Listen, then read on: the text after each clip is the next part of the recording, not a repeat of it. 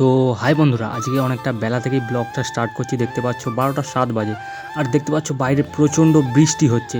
সেই বৃষ্টির মধ্যে আমার মনে পড়ে গেল যে আমার গাড়িটা তো বাইরে রেখে এসেছি, গাড়িটা ভিজছে বলে ঝটপট করে ছাতাটা নিয়ে বেরিয়ে পড়েছি। দেখতে পাচ্ছ গাড়িটাকে ঘরের মধ্যে ঢোকাতে হবে, কেননা গাড়িটা ভিজেই যাচ্ছে, প্রচণ্ড জোরে বৃষ্টি হচ্ছে। দেখতে দেখতে আমি গাড়ি ঢুকে চলে আসছি বাড়ি।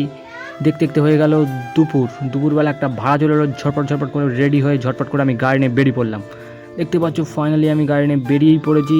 আমি এবার যেতে হবে আমার বাগানডা স্ট্যান্ডে। ওখানে থেকে আসবে কজন, গিয়ে দেখতে পাচ্ছি অনেকগুলো গাড়ির পরে আমার লাইন, 3-4টে গাড়ির পরে আমার লাইন। দেখতে পাচ্ছ এসে দেখতে পাচ্ছি 3টে গাড়ি।